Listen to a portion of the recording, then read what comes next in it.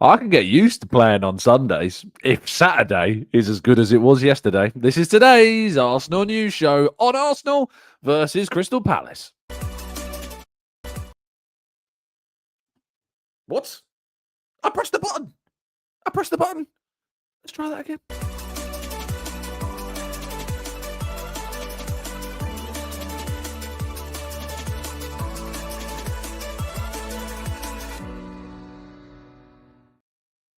I've been doing this show a long time, but still, for some reason, can't even click a damn mouse. Good morning. Good morning to you all. Thank you so much, as always, for tuning in and joining me. Really appreciate your time. Thank you so much for listening and tuning in. It is greatly appreciated. Indeed, if you could drop a like on the video, subscribe to the channel if you're new around here with those notifications turned on so you never miss a show. That'd be great too. And of course, you should be in a great mood, really, considering, of course, what's happened yesterday in the Premier League. We're going to talk about that. We're going to talk about today's match, of course, as well, and today's games all around, and discuss some of the potential concerning news regarding Bukayo Saka, but maybe there is some respite on that front already. And also, of course, look ahead in more detail to today's fixture. Good morning to you all joining us live in the chat box. Thank you so much for doing so. And appreciate you being here. To Barney, Claire, Matt G, Brad, we've got Paul, we've got John, we've got Brian and Steve. Good morning to Tom and Blackshine and Jamrock. We've got Steve Stone and Steve Hartland. We've got Maximius and Sid. We've got Glenn and Mohammed. Martin, good morning to you. Good morning to everybody. And those, of course, listening on Catch Up. And it's Clive in the chat box as well. So good morning to you all. Thank you for listening and tuning in as per. Let's jump straight to today's slide, shall we? If you could drop a like, though, and subscribe if you're new, that'd be great. And, of course, thank you for tuning in now. If you're in the UK, it doesn't really matter because it's 8 a.m., whatever. But if you're elsewhere in the world, the clocks have gone back here in the UK. So the show, if you're elsewhere, is an hour later than usual. So just bear that in mind. I slept through perfectly. I had a great sleep. Woke up at like 7:55, which would be, at 6:55, which would obviously be usually 7:55, and yeah, amazing. My body seemed to adjust to it perfectly, which was very much out of the blue and very much appreciated because I feel already adjusted, which is nice. Right, let's jump, as I say, into yesterday's action because we kick off with an absolutely brilliant scoreline at Stamford Bridge. Chelsea 1, Sunderland 2, and I don't know if you, like me, felt that there was something about the Andre Arshavin of the winner in this game, scored by Tabi in the 93rd minute. Something about that kind of finish from just inside the box, curled right-footed finesse, leaving the keeper absolutely standing firmly and without moving, like Victor Valdez was when Arsenal beat Barcelona at the Emirates by the same scoreline, of course. There was just a little bit of an Arshavin about that winning goal in the 93rd minute. And after Chelsea scored in the 4th, I thought it was going to be a bit of a procession. But Granit Xhaka and his teammates getting the result on the day, which really does condemn Chelsea to potentially falling as many as 8 points behind Arsenal in the supposed title race that their fans, for some reason, thought that they were involved in. If Arsenal managed to get a result today against Crystal Palace. Newcastle managed to hold on to get a 2-1 result against Fulham. Manchester United then went and beat Brighton. Danny Welbeck scoring against his former side. Fantastic goal from him, but it wasn't enough to get the result that they wanted. They got it back to 3-2, but unfortunately, Brighton conceded right at the end, which means, of course, the United Strand, I think is the guy's name. He's now 2 wins away from perhaps cutting his hair. So there is something about it. Maybe they'll get 4 wins. And I think they've got, I don't know who they've got in the 4th game, but they've got Spurs. I thought Forest, actually. They got Forest and then Spurs. So, yes, the man that you've all seen whose hair is getting beyond control and who said he wouldn't cut his hair until Man United won 5 games in a row. Well, they've won 3 in a row now. Can they win 5? Well, they got Forest and then Spurs up next. So that will be very interesting indeed. And then the evening game is where our fun was really had. Now, yesterday evening, I spent time with the Arsenal America crew, spending time on Gillespie Road, the supporters club there, and then also went to the, where did we go in the evening? Bedford Tavern, I think it was, in the evening to watch the Brentford Liverpool game. And my goodness gracious me, were we rewarded with a brilliant fixture and a brilliant game of football. I had to leave before the full-time whistle. It was 3-1 when I left in the 85th minute because I had to catch a train home. And I was listening to it on 5 Live, I think, or TalkSport, one of the two. And I remember listening to Salah's goal go in the 89th minute and just being waiting for that. I think I lost signal as I was going through to London Bridge. And then it came back and it was the 97th minute. And they said there was 7 added minutes and they played through to 101 minutes in the game. And I was just thinking they're just playing until Liverpool score at this point. But Liverpool were indeed beaten. Brentford 3, Liverpool 2, Virgil van Dijk penalty giveaway. Now, I'd take my biased hat off here. If that was against us, I'd be fuming. I'm not going to lie. If we conceded a penalty like that, I would be apoplectic with anger. I just don't think there's enough contact in. And I know that he misses the ball, and I know there's a slight tap on the bottom of the foot. I just don't think that's a penalty. I really don't want penalties given for that.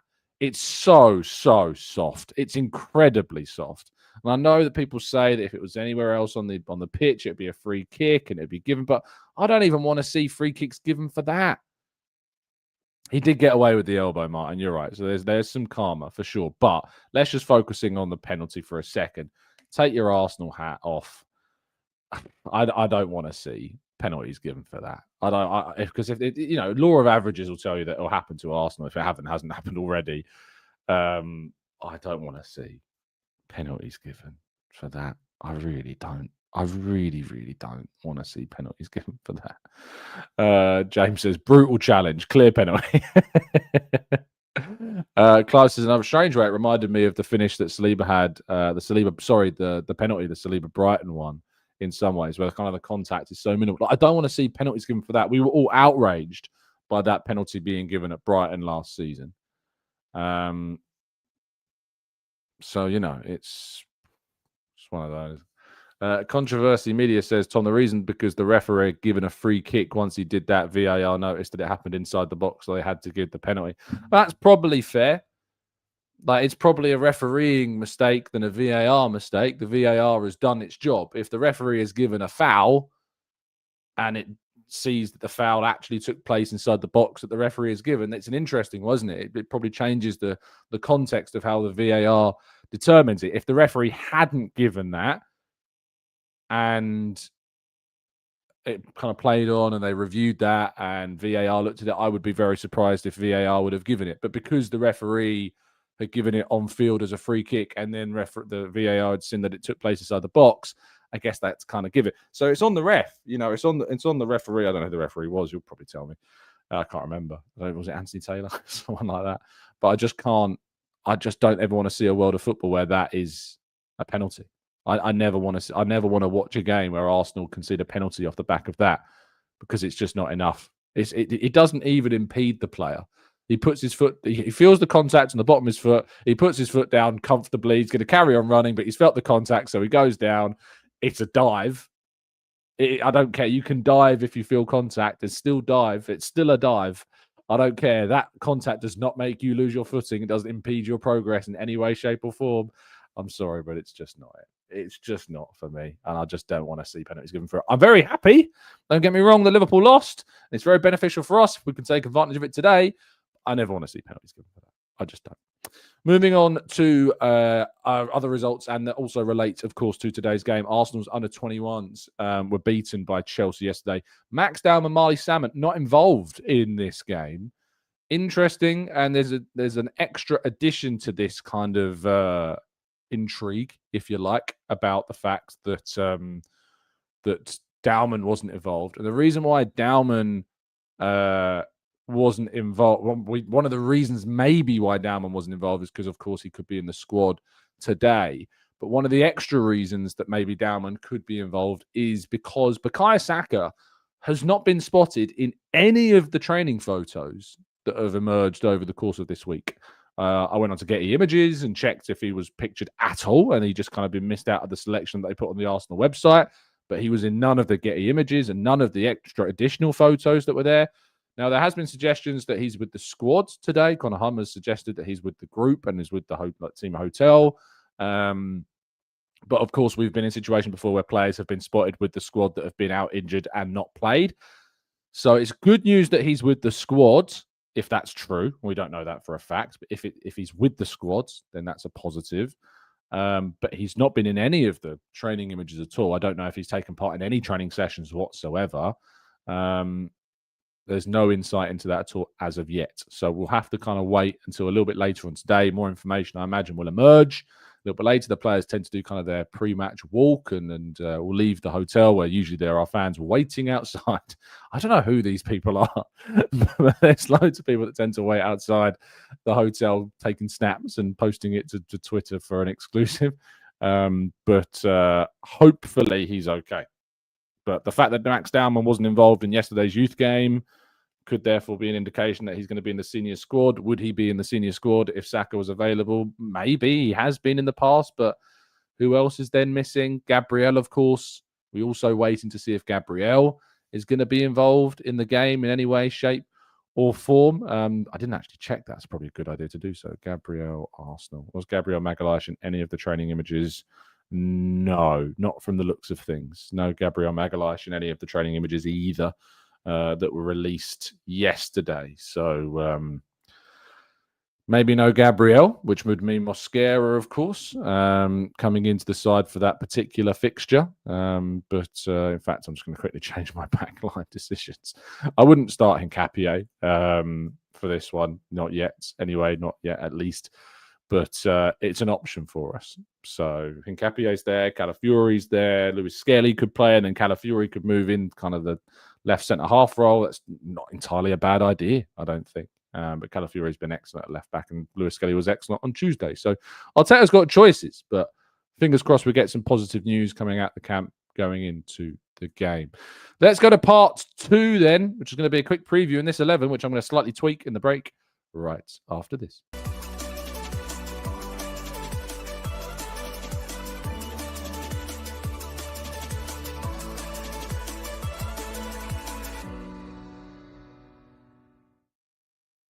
So this is indeed part 2 of today's show, which is a preview ahead of today's game against Crystal Palace and the 11 that I would like to see. With Gabriel potentially a doubt, I'm still going to put Saka in for the moment and hope that he is fine. If not, could be Martinelli right, Trossard left. It could be Dowman in from the start, which would be a big turn up for the books. That'd be a massive, massive turn up if that was to happen. But it needs to happen at some point. Will it happen today? Will it happen on Wednesday against Brighton? We will wait and see. But I think the rest of the team pretty much picks itself. Raya, Timber, Saliba, Mosquera, Calafiori, Zubimendi, Rice, Eza, Saka, Gyökeres, Martinelli is the team that I've gone for. I've kept Calafiori in from the Fulham game. I've switched out Trossard for Martinelli. That's what I've chosen. Noni, as I said to you the other day, I kind of bumped into him by accident on Friday, and he's climbing stairs very well. That's all I can say. I'm not going to say anything more than that, but we're not expecting him back anytime soon to the Arsenal team. Well, I say anytime soon. I think we are expecting him back in kind of the coming weeks, but Mikel Arteta said the other day that they're not expected to be in contention in the next week. So for Brighton and for what's the game after Brighton? Burnley? For Brighton and Burnley, I'd be surprised, but maybe Slavia Prague, maybe if we're lucky, Sunderland. If not, Tottenham after the international break. Yes, there's another international break coming. You'll be glad to know. So, yes, plenty still to arrive. It makes me think, though, we've got like a week until I'm flying off to Prague for the Champions League match. So it's coming around quick, these games. And so is the end of the year. It's already the end of October. 2025 is nearly over. But let's get some score lines from you in the chat box, shall we, as Arsenal prepare to take on Eberechi Eze's former club. Let's get some predicted. I'm personally going to go for a 3-1 Arsenal win. It'd be great to get another clean sheet, of course, but you can't rule out the likes of Mateta, who has been in great form at the start of this season. And John says Mateta is going to be a handful today, so the defenders need to be on it. Gabriel missing would be a big blow in trying to deal with Mateta, of course. Temi says 3-0 defeat. Raya hat-trick of 3 own goals, plus a late Lewis Skelly red card. Reverse psychology at its finest from Temi. Mohammed says 4-0 to the Arsenal. Maxime says 2-0. Claire says 2-0. Gyökeres penalty and a Rice direct free kick or a corner. So 2 set pieces from Claire. Barry says 2-0. We're also going from Barry, who says 2-0 to the Arsenal. Mike says 4-1. Runs of Cal says 2-1. Kel says 3-0. John says 2-1. Loga says 2-0. JD says 3-2. Warsaw Gooner says 1-0 to the Arsenal. Matt G says 2-0. Darren says 2-0. Eddie says 1-0. And plenty more positive scoreline, which I'll continue to throw up on the screen as we go to part 3. Your questions and more right after this.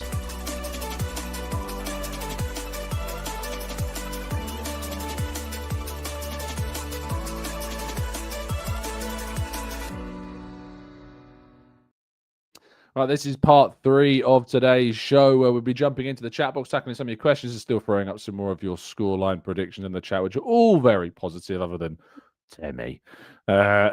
Lewis says, I'd agree with you, Tom. I think we'll score about 2 or 3, but I do see Palace grabbing a goal. AFC Tilai says, it's almost like Arsenal had their bad luck over the years, and now Liverpool's time has come with the bad VAR calls. What do you think? I mean, you could argue this. I still think that I think the only reason VAR got involved, as it was rightly pointed out earlier on in the chat, was because it was given on field first. That's the only reason it was given. And because the VAR spotted the contact was actually inside the box, they didn't really have much choice but to send the referee to the monitor.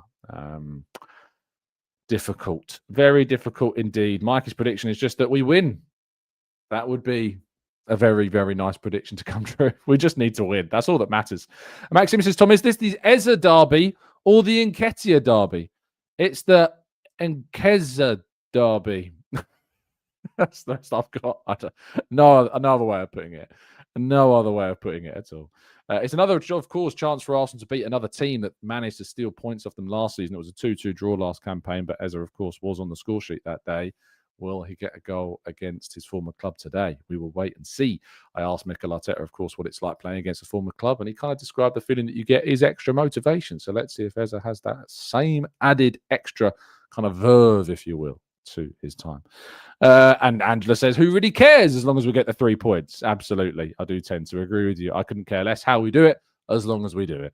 Paul says, I don't care the score as long as we have a clean sheet and also score ourselves. Absolutely. Pius says, Tom, I really feel Liverpool and City were really refereed terribly, but I am kind to let the other fan base get a feeling of what Arsenal has been calling out for quite a while, and they've been calling us crybabies. Yes, they have. I mean, it is, it just comes around fast, life, doesn't it? What goes around apparently does indeed come around. Steve says, if Mosquera starts, I'd prefer Miles Lewis Skelly at left back. Reason being, Calafiori's roaming style would maybe put too much pressure. I guess what you could do is put Mosquera on the right, Saliba on the left, and then put Calafiori at left back still. So you've got that potential option as well. So you can choose to do that if you like. They played Mosquera and Lewis Skelly together against Port Vale, I think it was. But they kept a clean sheet, but it was a League One side. So take that as any pinch of salt amount as you like. Lou says, hey all, first time I've been on here live in Southern California. It must be absolutely ridiculous o'clock out there, Lou. Right now, what 8 hours behind? So just gone midnight, is it out there? Maybe less than that because the clocks have gone back. It's maybe like 1 a.m. currently. Madness. Martin says, is the title threat going under the radar? I fit Haaland is carrying City and it's worrying. Would you agree? I mean, if he gets injured, they're in a lot of trouble, but he's not injured and he's doing very well. So yeah, we've got to hope that Aston Villa can do Arsenal a favour today at Villa Park, who they take on City. In terms of the other games going on today, of course, the 2 o'clock kickoffs are Arsenal, Palace, Aston Villa, City, Wolves hosting Burnley. Massive game, that one. Bournemouth against Nottingham Forest, another big game for both teams. And then the 4:30 kickoff is Everton against Spurs in the late Sunday kickoff.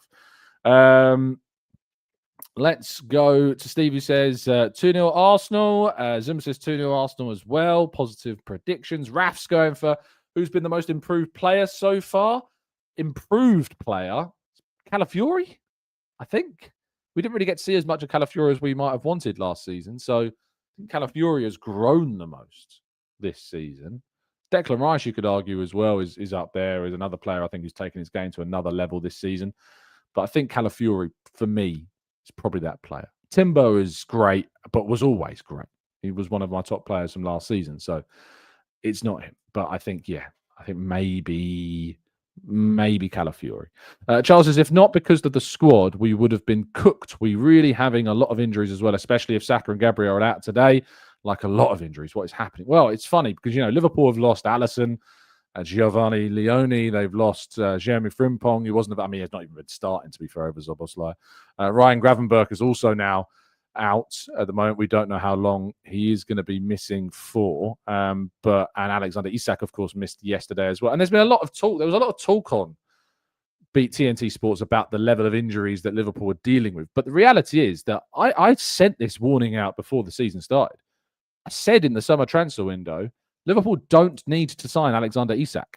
They've signed a great centre forward in Hugo Ekitike. They can go out and sign potentially a replacement, kind of younger central option if they wanted to replace, obviously the very sad passing of Diego Jota and the sale of Darwin Nunez, and then spend other money on a defensive midfielder and a centre half. They didn't have a balanced transfer window, and that is coming to the reckoning now. And we're seeing that. That, I think, is the biggest reason. It's not as much to do with slot. I think it's to do with bad recruitment. It's just unbalanced recruitment. They had an unbalanced window and they've got an unbalanced squad, and they're paying the price for that. Richard says, Tom, was Arteta's frostiness in action on Friday? A little bit. To certain questions, he can be a bit. I think the set piece stuff does get his back up a little bit, and I think we saw that. But he was still in good form for some of the other questions. Ken says, have you seen Haaland's video on YouTube, A Day in His Life? It shows the human side of that machine. As a fellow Norwegian, I need him to perform for Norway. As an Arsenal fan, I want him to struggle. I struggle to humanize him, says Ken. And I haven't seen it, but I will watch it. And, I think it's always important to remember the humanity involved in these footballers. They are just people at the end of the day, which is always... the clamoring around the cars. You probably saw this video going around of Arteta's car being swarmed by fans. I know that they are very famous, and I know that people would love to be and get access to these people, but I always feel a little uncomfortable when I see those videos of those cars being absolutely swarmed by people. It's never a comfortable viewing.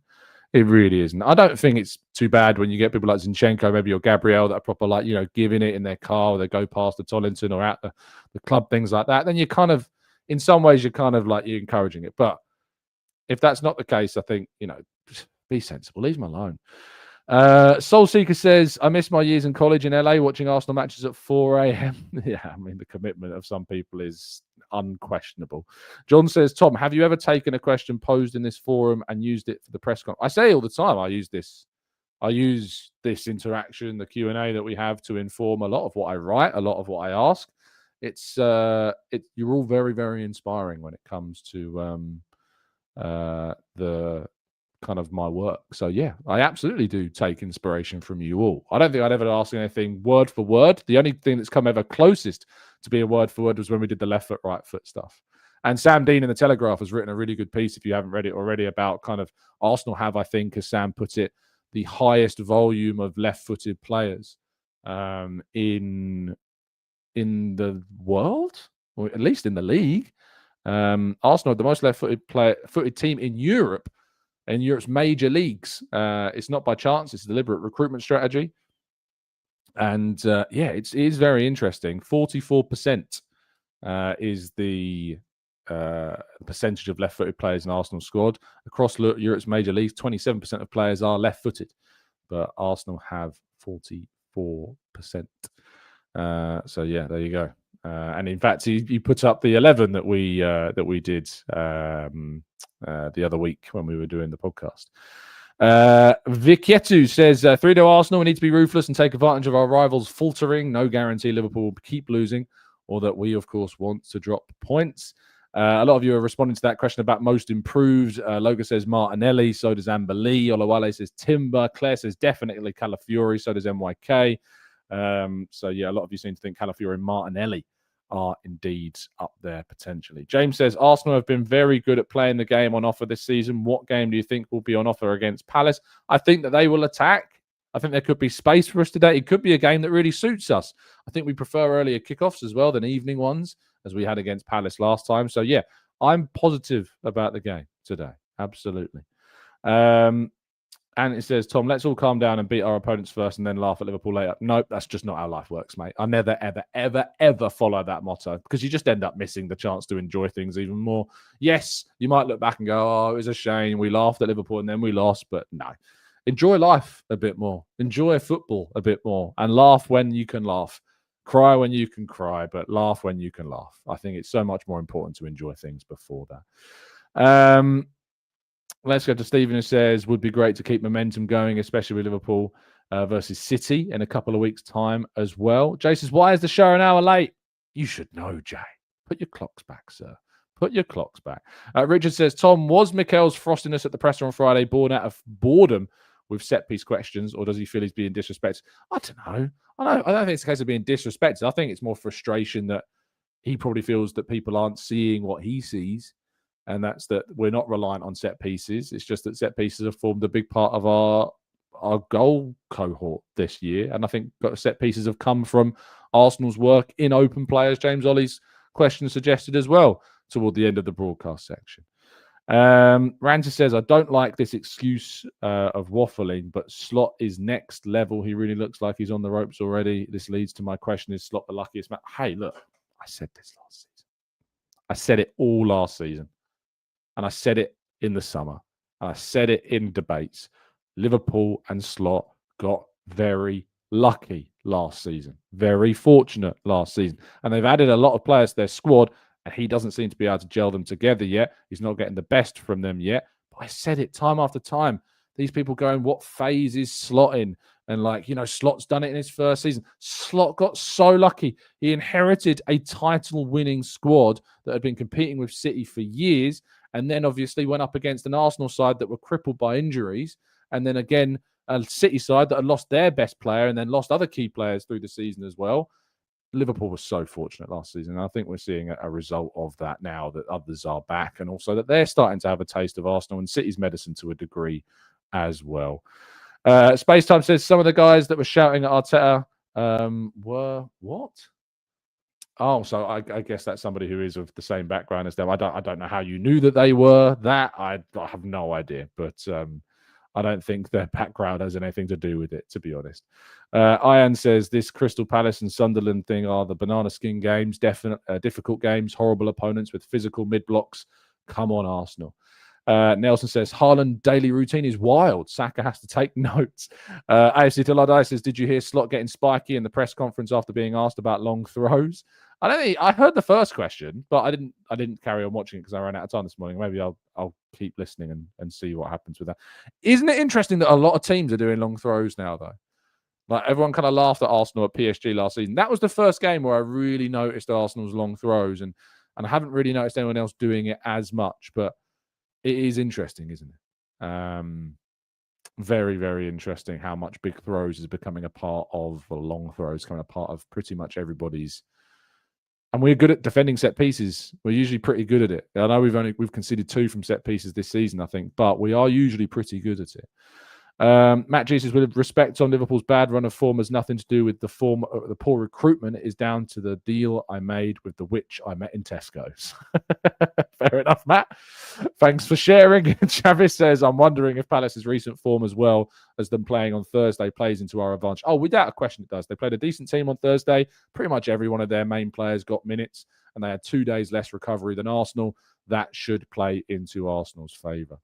AFC Matt says, have you seen how well Koja Dubry is doing with Bolton? Scoring worldies, screamers, loving life in League One. Mistake from Arsenal not to give him a new contract. Arsenal offered him a new contract, mate. He turned it down. So he wanted to go. He thought he wasn't going to get to the team. He looked at who was in the forward line, the likes of Bukayo Saka, and he felt it was time to go. Waneri coming through behind him as well.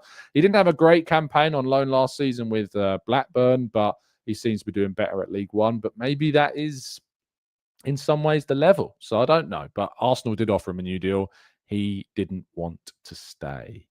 Bailey says Arteta shouldn't feel that way if that's the case. Otherwise, everyone and anyone could be a manager in the top leagues. I mean, I empathise with him if he's being asked constantly about set pieces, or he doesn't feel people are kind of understanding and getting it when there is a lot of evidence that we can see and we talk about. So I get it to a degree, but you could argue that maybe you shouldn't be so snappy, so cold. Football Win says you're discrediting Slot by saying he's so lucky. It's not a fair. I think he's. I think he was lucky last season. I think he's a good manager. You can be a good manager and also lucky. Two things can be true. I don't think it's discrediting him. He won the league, deserved to win the league, but got very fortunate in doing so. There was a lot of fortune that Arsenal and City didn't have last season, and that had a tangible effect on the title race. I don't think that's really debatable, to be honest. I think there's just so much evidence to back that point up. Mark says, Tom, do you think Liverpool will get in a throw-in or second ball coach to solve their problems? I'm sure Slot told the world last week that they struggled with set pieces. Well, I mean, I think Klopp brought in a throw-in coach at some point, didn't they? I don't know if he's still there, but I thought they used to have a throw-in coach. Lewis says, with all the League Cups coming up on Wednesday, do you think that that's something we should be focusing on, making sure that we win that? I mean, we should focus on winning every game, and I think we've got the squad to be able to focus on doing that. So, yeah, definitely. Kumbi says, morning, Tom. I'm curious about this question. I've been meaning to ask it. Madueke was at the Club World Cup with Chelsea. Was he given his medal being in the Chelsea? I think he did get a medal. Yes, I think he did. Paul says, I said last season Liverpool were lucky and said that no one's luck lasts forever. Slot is a good manager, but was never elite.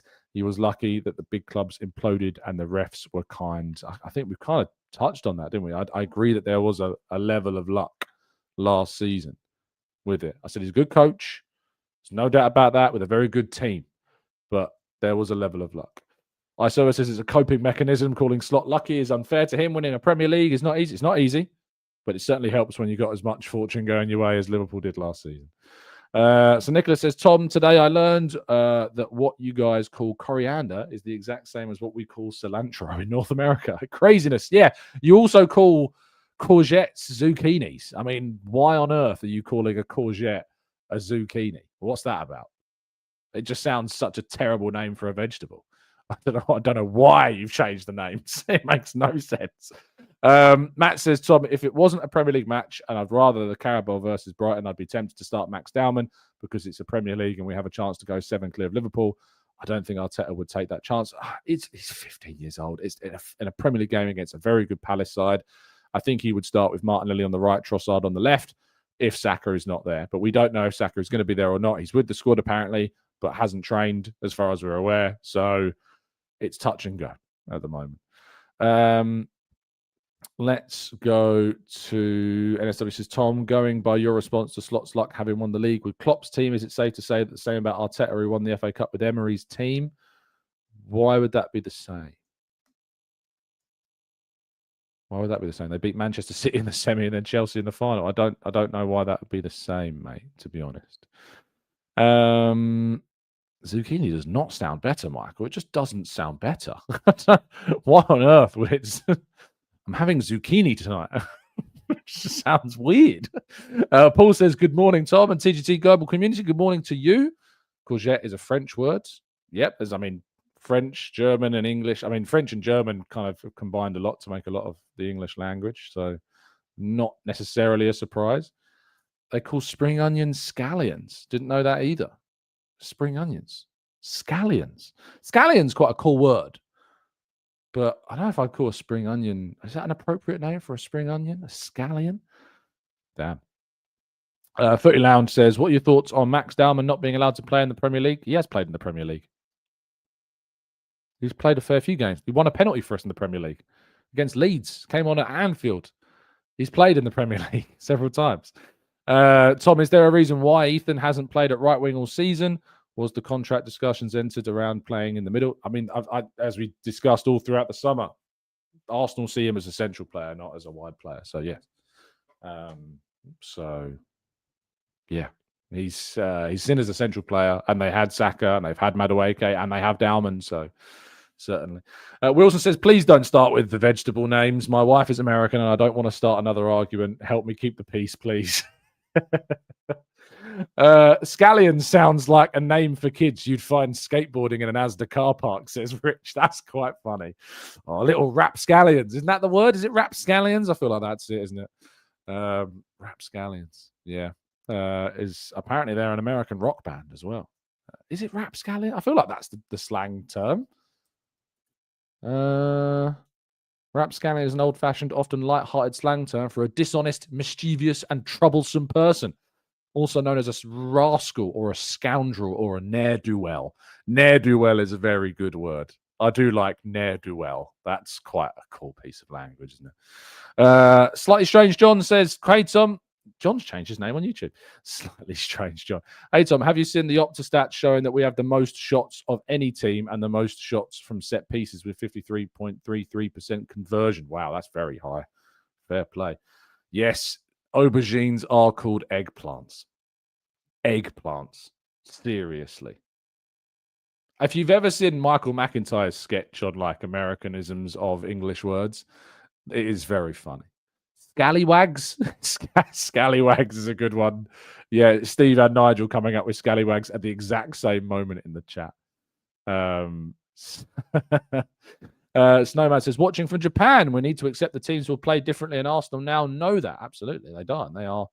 And that's why I find the set piece discussion so silly.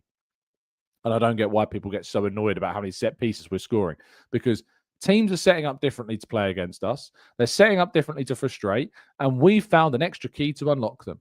And yet people are moaning about the fact that we're able to change the way that we play to focus in on set pieces because teams like to sit back and defend deep. And set pieces are a great way to try and break that lock. And then once we've broken that lock, we can go on to win games by more. We did it against Atletico. So that was a really important goal that we got in that game, then opened the floodgates. So, yeah, for sure. Like, I just don't really understand why there is always such criticism around set pieces. Earl says, morning, Tom. My wife was so gassed you and Jordan shouted her name out that she's an Arsenal content convert now. That's great to hear, Earl. So fantastic. I want to say it was Zoe from memory, I think. I forgive me if I'm wrong. Pablo says, all of our young players have to wait their turn. We have trophies to win this season. Call off with the induction of young players right now. NSW says, Tom, did you see slots? I mean, NSW, my question for you is why were Arsenal lucky in the same way winning the FA Cup that Slot was in winning the Premier League? That's what I want to know. That was your question from earlier. Tell me why. I want to know. Why is there a comparison there to have? Give me the answer. I'd love to know why that's the case. Angel says Slot was saying how teams are now setting up different against Liverpool. Was he not stating the obvious, or has he just been sleeping? Yeah, look, Slot's falling apart a little bit, isn't he? He's really feeling the pressure, I think, at the moment. Caleb says, I'm like 30 minutes behind. How am I getting dragged into a foodie chat? Amaral Gooner says, Tom, I bet he's asked the same question next meeting and have a word with the colleagues. I mean, it's not my job to do that, mate. So everyone's entitled to ask what they want to ask. I'll ask what I want to ask. Steve says, well, the opposition shouldn't sit deep and keep conceding corners. Absolutely. Copy and paste it from the SW because I couldn't find it. Footy Lounge says, what do you think the score will be later today and who do you think will score? Well, I think we said earlier, didn't we? 3-1. Who will score? Gyökeres, Saliba and Eza will score. That'll be my prediction. Let's go. Oh, it's because apparently fans belittle the FA Cup, and I don't think that's. I never belittle the FA Cup. The League Cup I have question marks over many times, but the FA Cup never. It's a major trophy, and anyone who says otherwise is just wrong. Pappy says, question, why does the waffles versus pancakes discussion never include crepes? Well, that's because crepes are pancakes. No? Crepes are just they're just a style of pancake. Waffles aren't a style of pancake. Waffles are very different to pancakes, whereas crepes are a certain type of pancake. That's why. Come on. This is like basic gastronomy. That's why, Pappy. Let's not confuse waffles, pancakes, and crepes, because crepes are a type of pancake. So that's the reason. That's the explanation to that one. Eddie says, does a clean sheet in a game like this mean that we can seriously talk about the 15 goals conceded? Well, let's get there first and we'll go from there. Shawnito says, Tom, I'm at the stage with Arsenal. If we don't score a set piece, I don't enjoy the celebration. The way I scream when we score a set piece is louder than any open play goal. I just embrace the set piece thing. I do love it. I do end up laughing to myself and giggling in the press box whenever an Arsenal set piece goal goes in, because it's just like, and I'm typing again, Arsenal score another set piece, and it's just very good. Amy says, now you're waffling. I don't know about that. What a load of crepes, says James. Stop waffling. Oh, the puns. The puns are very good. They're very good. We're on form. Clearly, if we wake up an hour later here, The clock's going back. Our comedy settings are on fire this morning. Fair play to you all. Fair play. I love that Pappy now thinks that you telling me I'm waffling is you backing him up because he's not spotted that it's just a pun. Come on, Pappy, wake up. You gotta wake up. Ramsey says your pronunciation of crepe or crepe is a French word, my friend. Crepe? Crepe? I hope Crystal Palace are crepe later. I really do. Rand says we've done that one. Sid says, Tom, our defenders have scored more goals than they have conceded in all competitions this season, and long may it continue. Matt says, I'm only here for the puns and the food chat. Shay says, if we lose today, God forbid, will it reveal a flaw in mentality? In previous seasons, we couldn't handle the pressure of having our title in our hands. And what if it starts again today? Well, that'll be the discussion. That'll be the narrative if Arsenal don't win today. But hopefully we do. But as I've said before, we're not going to win every game. The expectation that we can win every single game this season is unrealistic. It's just not going to happen. We are going to drop points at some point. It has to happen at some point. So we have to be prepared for that situation to arise. James says, this is the best food talk channel on YouTube. Thank you very much. We often go into food chat. Often, regularly go. Yesterday, I was meant to meet a friend for dinner, a friend that you all know very well. If you're a long-time listener to the channel, you know Miami John or Chicago John or now Florida John, who's been on at 305 cast on. In fact, there's an emoji in the chat box of John. If you remember, that you can use because he's been around on the channel for that long that we used to use emojis of our listeners. And he's over in the UK at the moment for the game with a load of Arsenal America people. And I was meant to meet him for dinner yesterday, but he was late coming back from Harry Potter World, so he couldn't make it. And instead, me and a good friend of mine who does a lot of fantastic photography around Arsenal. I never know whether he wants me to say his name or not. He's probably listening, so let me know if you want me to, but I will abstain until then. And we went to just this random kebab shop last night and got one of the nicest chicken sheesh wraps I have ever had. It was just an unassuming, run-of-the-mill. You would just probably walk by it in most cases. Not highly recommended, but we had a great chicken sheesh wrap. It was sublime. So but just the one opposite near the Bedford Tavern, if you want to know. So that's what I couldn't tell you what it was called, but it was very, very good. Very good. James says, if we bring up the famous chocolate pudding, I mean, if you're going to go Nando's, mate, you got to get a chocolate cake. It's as simple as that. Matt says, fact of the day, if we win all of our remaining games, we will win the league. If I was Arteta, I would tell them that. This management malarkey is well easy, he says. It's very true. He's not wrong. If we win the rest of our games, we will win the league. It is really that simple. So Nicholas says, Tom just said if we don't drop points the rest of the way, he'll sing the Havertz song. I definitely didn't say that. We missed out on that opportunity. Shay says, how much was the win, Teddy? What Teddy? That's a real dog, mate. I don't know what you're talking about. He's just very well behaved. I don't know how much it was. Aurelian says, Paul scrapping for the Europa. Carry on their slide and it'll be conference. Kenny says, 6 hours to serve a dish of roasted Palace. This is getting out of hand at this stage. Beastly Real says, question, is Saka with the squad? Apparently, I don't know. Some people have said yes, but apparently, I don't know. I have no idea. I haven't been told, so I have no idea. But the rumor is that he's with the group. Eric says, if we lose today, what would be revealed depends on what happened during the game. Absolutely. Lorna says, worried about today's game, but I always am, no matter who the opponent is. Hope we start well. Fingers crossed. Jack says, Tom, agree massively with your point on Liverpool's unbalanced window. Complete opposite of Berta's approach. Indeed. Runs of Cal says, we are winning all the games this year. Today is just match 6 of 21. It's what, the 9th? Is it our 9th Premier League game today? I mean, the Premier League table it's great viewing right now for Arsenal. It really is. I mean, Sunderland. Wow, Sunderland. What a season Sunderland are having. Absolutely massive, massive props to them. Manchester City in 3rd on 16 points, played 8 games. Arsenal in 1st on 19 points, played 8 games. Arsenal will look to extend that. Man City go to Aston Villa. Man United are now 4th. Man United are now 4th. So say that again. Man United are now 4th. pays not to sack a manager, apparently.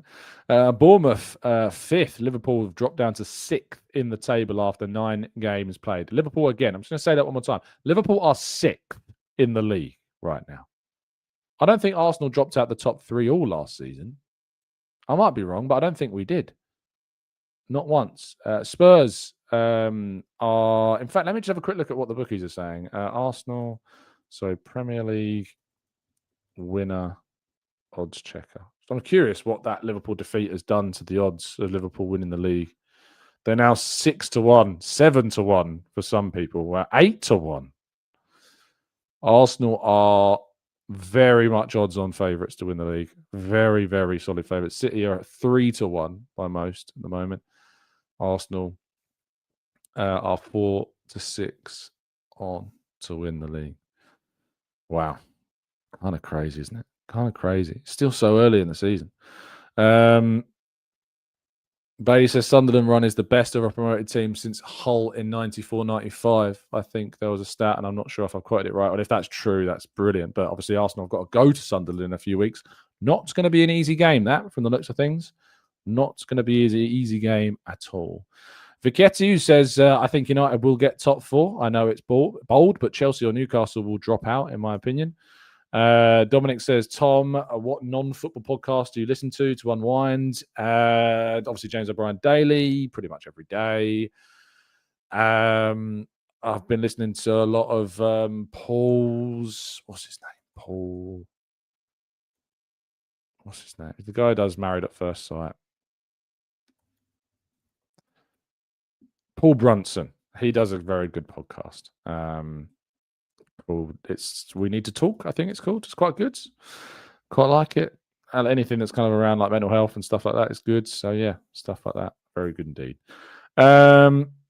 Slightly Strange John says, have you looked at the games Sunderland have played so far? It's been an easy run, much harder games ahead as well. It's been an easy run, but they have much harder games. I guess that does help, of course. But yes, it'll be a test of their mettle coming in the games. But they had to win these games. Winning these games are really important. Justin says, where do I get a neon sign like that, Tom? From any neon seller. I can't even remember. It was years ago I got this. I couldn't tell you where it was. But if you just Google like a custom neon sign, they're a little pricey. But yeah, you can find custom neon sign makers and they will make you one if you're willing to pay for it. Let's go. Beastly Reels. I've answered that question several times, so I don't need to answer it again. Lucas says, Tom, don't Arsenal have one of the greatest records of promoted teams? I don't know, Lucas. You tell me. It was a long, long, long, long, long time ago since I witnessed. I've never witnessed in my lifetime it happening. So it was a long time ago. It was like what 19. When did Arsenal get promoted? It's a great trivia question. What year did Arsenal get promoted to the top table?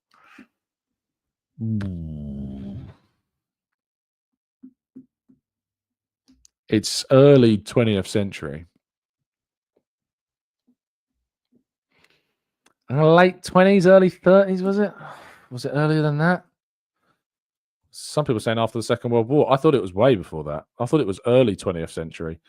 Arsenal League finishes, because there was the whole thing when they got promoted about Spurs getting relegated and Arsenal got promoted like on a technicality, like Division 2, Division 2, Division 2, Division 1. Oh, it was 19. Oh, they went down in 1913, went up again in 1915. Obviously, there was no season then because of the war. So it was 1915. Arsenal got promoted, and then after the war, they've been in Division 1 ever since. Top division of English football since 1915. There you go. Some good trivia on Arsenal's history for you. I know I thought it was later, like late 20s, early 30s, but it was much more around. I knew it was the early 20th century, but I wasn't sure in the exact year. Mayor says, I think the Man City is flying under the radar. We need to keep an eye out. Absolutely. I don't think they're flying under the radar at all, to be honest. I think still people rate them very highly. I said at the start of the season I thought they would be potentially favourites for the league. But Liverpool became my favourites because they won it. But I thought that Man City were always going to be very much in the fold. Bailey says, Middlesbrough, sorry, they won the league 6 wins, 2 draws, 1 loss in the opening 9 games. There you go. Thank you, Bailey. I'm always conscious that you want to correct your errors. Joseph says, we are worried about Liverpool, but City are a threat too. Absolutely. And Rand says, I just read an article about that. There you go. Tom says, Piers Morgan says, Arsenal will have won the league by the end of March. Well, I'm not really a fan of Piers. I would say that he is far from the only one who thinks that. I've spoken to a lot of people in the industry that think that. A lot of people think Arsenal are going to walk the league this season. I can't feel that way. I can't feel that way. As an Arsenal, basically all those people that are in the industry that I'm talking to that feel that way, none of them are Arsenal fans. None of them are Arsenal fans. But there's a lot of non-Arsenal fans in the industry who are very level-headed, got their head screwed on, who think Arsenal are going to walk it this season. I'm just absolutely convinced Arsenal are going to win this season at a canter. So very, very interested to see what happens. Aston Villa today, we need their support indeed. Hopefully Aston Villa can get the job done. Fingers crossed that they will do exactly that. Right, I'm going to end the show there. Good morning, good afternoon, good evening to all of you. Thank you so much for joining. I hope you have an absolutely fantastic day. I'll be back with you tomorrow morning for a show reacting, of course, to the game against Palace later on. Thank you to the over 1,200 of you that are listening. Maybe being at a slightly later time is beneficial for many of you listening at the moment. So thank you for tuning in. It is greatly appreciated. But yes, I'll be back tomorrow, same time as today, talking all things Arsenal against Crystal Palace. Enjoy the rest of your Sunday. Stay safe, stay well, stay happy and respectful. And as always, up the Arsenal.